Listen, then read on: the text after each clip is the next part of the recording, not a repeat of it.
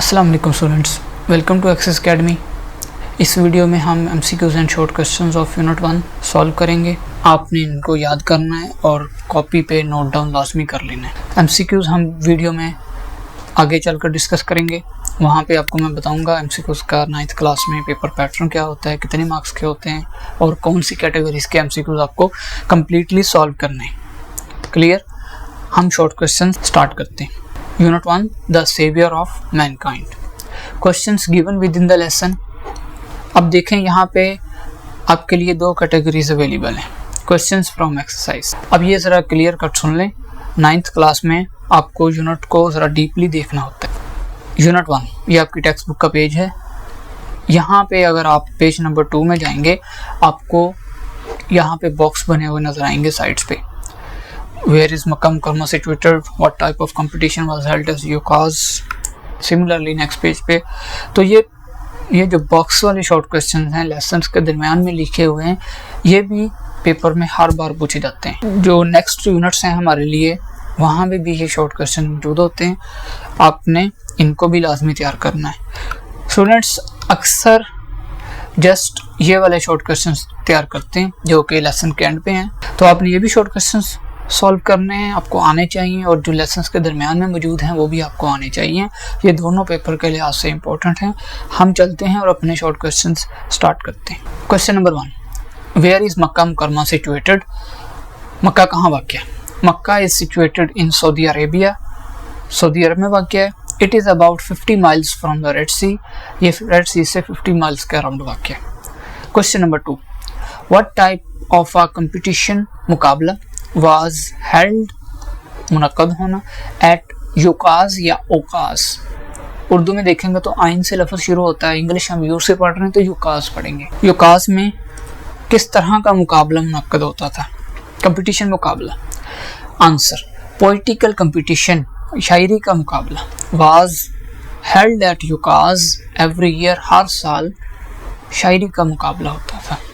Number 3, What was the mission of the Rasul sallam? रसूल का mission क्या था? The mission of the Rasul sallam was to preach the message of Allah. अल्लाह का पैगाम फैलाना, पहुंचाना, ये रसूल सल्लम का मिशन था। Question number 4, Why did the pagan Arabs send a delegation to the Rasul sallallahu alaihi wasallam uncle? Pagan Arabs, कफार अरब, सेंड भेजा, डेलीगेशन वफद, एक जमात। कुफार अरब ने वफद रसूल सल्लम के अंकल के पास क्यों भेजा? Why? Answer, the pagan Arab sent a delegation to Rasool सल्लम अंकल, रसूल के अंकल के पास भेजा किस लिए? To restrain him from preaching अल्लाह's मैसेज, उन्हें अल्लाह का पैगाम से रोके रखना। ये कुफार अरब की डिमांड थी जो उन्होंने रसूल सल्लम के अंकल के सामने रखी थी। ये हमारे लेसन्स के दरमियान वाले 4 शॉर्ट क्वेश्चंस जो यूनिट 1 में मौजूद हैं ये हो गए। आप इनको नोट डाउन कर लें और तैयारी कर लें। 9th क्लास में आप साथ साथ तैयारी करेंगे तो ही आपके लिए बाद में दोहराने के लिए आसानी रहेगी। अब हम नेक्स्ट कैटेगरी के क्वेश्चंस करते हैं। क्वेश्चंस फ्रॉम एक्सरसाइज जो यूनिट के एंड पे दिए गए होते हैं। Question number 1, what type of the land is Arabia? Arabia किस तरह की ज़मीन है या सरजमीन है? Arabia is a land of pathless deserts of sand. Arabia सरजमीन है पाथलेस, बेराह, डेजर्ट्स ऑफ सैंड, रेत के सहराओं की। हाउएवर ताहम it is of great charm and beauty, बहुत दिलकशी और खूबसूरती है इसमें। Because of the shining rays of the sun, सूरज की चमकती शुआएं जब रेत के उस सहरा पे पड़ती हैं तो वो अच्छा मंजर पेश करती हैं, खूबसूरत लगता है। Question number 2, why was the holy Quran sent in Arabic? Holy Quran Arabic में क्यों भेजा गया?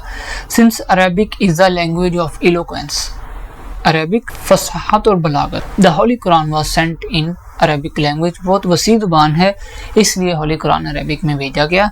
वैसे भी दूसरी रीज़न आप लोग समझ सकते हैं, जिस इलाके पे कुरान पाक नाज़िल हो रहा है वहाँ के लोग अरबी स्पीकिंग थे तो उन्हीं की ज़ुबान में कुरान पाक नाज़िल हुआ है। बहरहाल हम अपने लेसन के हिसाब से आंसर देंगे। वहाँ पे लिखा हुआ है Arabic is the language of eloquence. Question number 3, for which ability were the Arabs famous? Arabs किस वजह से मशहूर थे, फेमस थे? कौन सी खूबी थी उनमें, एबिलिटी, खासियत कह लें? Answer, the Arabs were famous for their remarkable memory, बहुत नुमायां याददाश्त थी उनकी। इलोक्वेंस, बहुत फसीह और फसाहत और बलागत थी उनके बोलने में। एंड लव फॉर पोइट्री, और शायरी से मोहब्बत में। Question number 4, what was the condition of the Mankind, इंसानियत की क्या हालत थी बिफोर द रसूल सल्लल्लाहु अलैहि वसल्लम से पहले। आंसर, बिफोर द रसूल सल्लल्लाहु अलैहि वसल्लम mankind faces chaos and civilization had started crumbling. Chaos, बद तहजीब का सामना कर रही थी इंसानियत, और तहजीब बुरी तरह बिखर रही थी। क्रम्बल, बिखरना। Question number 5, why did the रसूल सल्लल्लाहु अलैहि वसल्लम stay in the cave of Hira, रसूल सल्लल्लाहु अलैहि वसल्लम गारे हिरा में क्यों रहे, क्यों ठहरे। आंसर, द रसूल सल्लल्लाहु अलैहि वसल्लम stayed in the cave of Hira for meditation and remembrance of अल्लाह अलमाइटी। मेडिटेशन गोरखोज एंड रिमेम्बरेंस, अल्लाह की याद के लिए गारे हिरा में आप अक्सर इबादत के लिए जाया करते थे। Clear questions? जी student, question number 6, what was the first revelation. काफ़ी इंपॉर्टेंट क्वेश्चन है ये 6, काफ़ी बार पूछा गया पेपर में। The first revelation was the following, first revelation ये थी, read in the name of thy Lord who created, Allah के नाम से पढ़ें जिसने पैदा किया। यहाँ पे पहली आयत हो जाती है आपकी। Number 2, created man from a clot. Number 3, read and thy Lord is most bountiful, ये आयत नंबर 3 है सूरह अलग की, पढ़ें। एंड थाई लॉर्ड, तुम्हारा रब, इज मोस्ट बाउंटीफुल, बहुत मेहरबान है, ये आयत नंबर 3 है। ध्यान रहे पहली वही में सूरह अलग की, ये इकरा बिस्मि रब्बिक अल्लाह से यहाँ जो सूरत शुरू होती है, इसकी पहली 5 आयत नाज़िल हुई थी। आयत नंबर 4, हु टाट द पेन, ब्रैकेट करना चाहें कर सकते हैं, यहाँ पे आयत नंबर 4 कंप्लीट। आयत नंबर 5, टाट man that which he new not, इंसान को वो सिखाया जो वो नहीं जानता था। अल कुरान 96 यानी सूरत नंबर 96 और 1 से 5 आयत, ये रेफरेंस होता है। आप इसको लिखना चाहें बेहतर है, नहीं लिखेंगे तो कोई प्रॉब्लम नहीं है।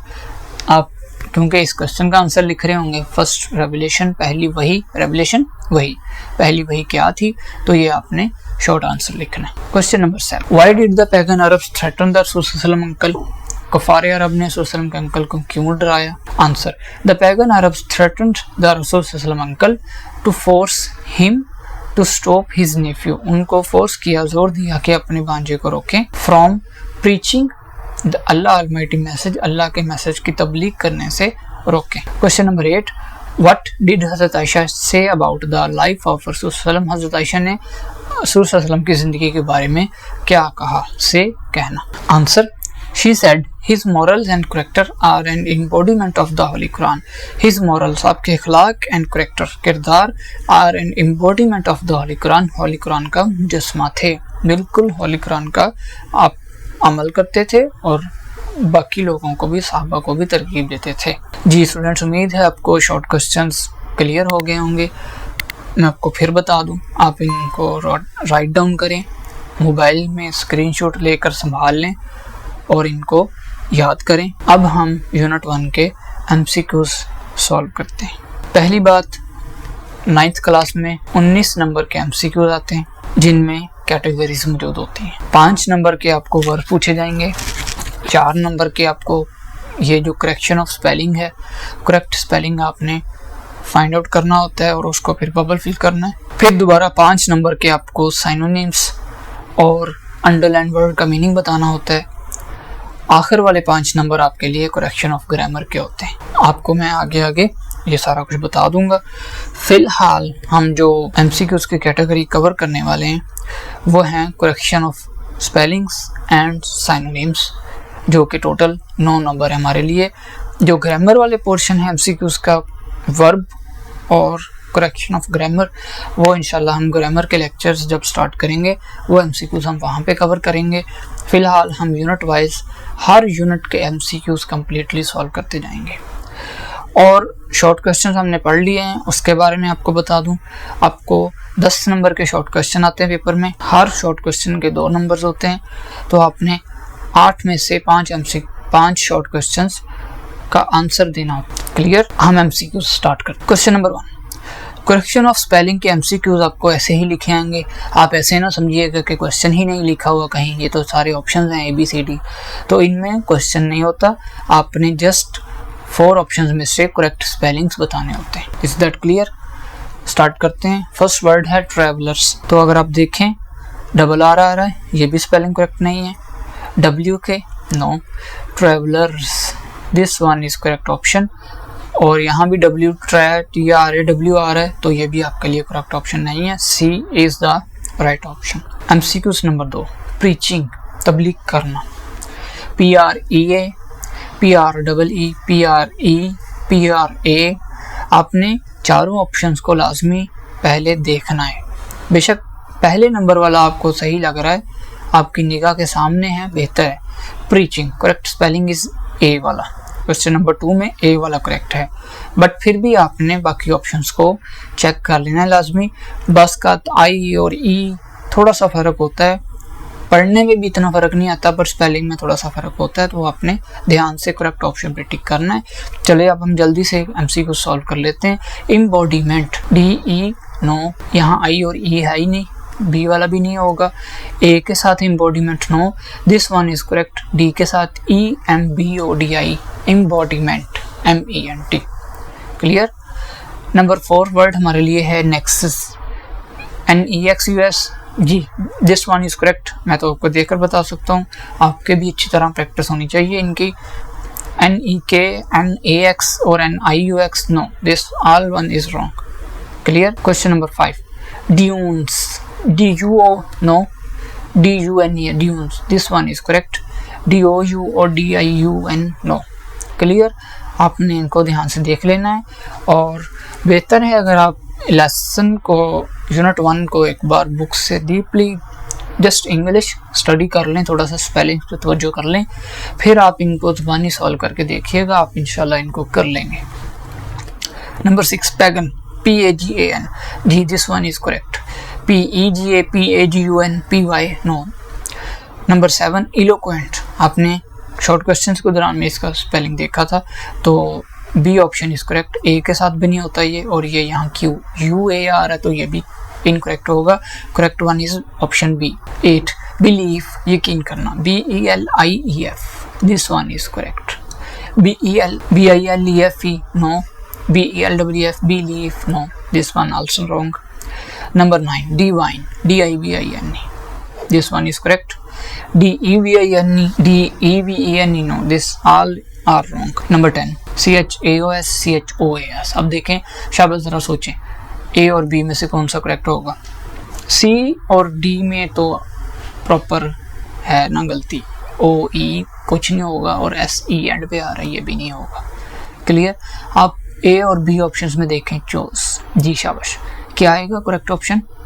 ए वाला, चोस CHAOS, याद रखिएगा। Number 11 verge VERGE and VARGE, this all one are wrong. Correct one is verge, VERGE। 11 का आंसर डी है, वर्ज। नंबर 12 बिलीव, या बिलीव्स एंड पे एस आ रहा है, BELIEVES। अब यहाँ पे तवज्जो करेगा, LIE believes, similarly believe LIE। Clear? इस तरह रिसीव, ये सारे वर्ड्स IE आएगा, याद रखिए। नंबर 13 वर्शिप, WAR के साथ no, WOR yes, this one is correct. Worship WER and WER SHAP, तो these are wrong. Number 14 restrain, रुके रखना, बाज रखना, RESTRAIN, restrain, this one is correct option. Number 15 careless, this one is correct, CARELES and CAER। तो बाकी options आपके लिए mix करके ही लिखे होते हैं, करेक्ट वन तो जस्ट एक ही होगा, जो आपने केयरफुली ढूंढ लेना है और उसको टिक कर देना है। पेपर में आप इसके हिसाब से बबल फिल करेंगे, ABCD ऑप्शंस का बबल फिल होगा। Number 16 saviour, the saviour of mankind, mankind के स्पेलिंग में पूछे जा सकते हैं। अब ये सेवियर लिखा हुआ है, तो अगर आपने पढ़ा है ध्यान से, दिस वन इज सिविलाइजेशन, तहजीब, civilization, CIVILIA no, CIVIA no, CIVILI civilization, this one is correct, C. Number 18 message, पैगाम, MESSAGE, this one is correct. जी आपको मैंने एमसीक्यूज बता दिए हैं। ये करेक्शन ऑफ स्पेलिंग्स होते हैं, आपने दुरुस्त स्पेलिंग बताने होते हैं उस वर्ड के। आंसर्स आपके लिए यहाँ बिलो गिवन है, आपने फिर भी अच्छी तरह इनको देख लेना है, तैयार कर लेना है। अब हम नेक्स्ट कैटेगरी एमसीक्यूज की स्टार्ट करेंगे, जो कि है अंडरलाइन वर्ड का आपने करेक्ट ऑप्शन बताना होता है। ये आपके लिए पेपर में 5 नंबर के हैं और पूरी बुक के जो लेसन हैं वहाँ से आपके लिए आता है। हर लेसन के एंड पे जो ग्लोसरी मौजूद होती है वहाँ पे भी ये आता है। पहले ये एमसीक्यूज कंप्लीट करते हैं, फिर मैं आपको आपकी टेक्स्ट बुक से भी बताता हूँ। ये भी आपकी टेक्स्ट बुक से है या लेसन्स के दरमियान में से लिए गए हैं। अब ये कैटेगरी क्या एमसीक्यूज की, आप इसको कैसे सॉल्व करेंगे। क्वेश्चन पढ़ते हैं पहले। Choose the correct option, just paper में यही लिखा होगा। Question number 1, in the 5th and 6th century mankind stood on the verge of chaos. 5वीं और 6ठी सदी में इंसानियत स्टूड खड़ी थी वर्ज ऑफ चोस, तबाही के दहाने पे। ये जो वर्ड है चोस, इसका मतलब बताना है आपने। ये जो इस वर्ड का जो मीनिंग है और नीचे जो 4 ऑप्शन मौजूद हैं, इनमें से भी कोई एक वर्ड वही होगा जिसका मीनिंग और ये जो चोस है उसका मीनिंग सेम होगा। क्लियर। इनको साइनोनिम्स भी कहते हैं और ये सेम मीनिंग वाले वर्ड्स कहलाते हैं।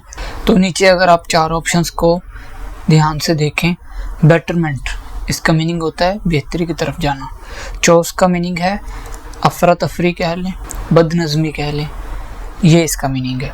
तो आपने नीचे 4 ऑप्शंस में से वो आंसर टिक करना है जो इसके मीनिंग के रिलेट करता है। कन्फ्यूजन आप उलझन भी कह सकते हैं, तनाव कह सकते हैं, सॉलिट्यूड तन्हाई, बिलीफ यकीन करना। अगर आप देखें इन 4 ऑप्शंस में से चॉइस के करीब 3 ऑप्शन, बास्कत एग्जैक्ट मीनिंग भी सामने नहीं आता, तो आपको करीब 3 जो मीनिंग होता है उसके बता देना होता है। Clear. Number 2, the word meditation गौर खोज करना मीन्स, मेडिटेशन का मतलब क्या है, याद करना। Sound sleep, no. डोजिंग ऊँघना। डीप थॉट गहराई से सोचना, याद करना। स्लम्बर, तो deep thought is correct answer.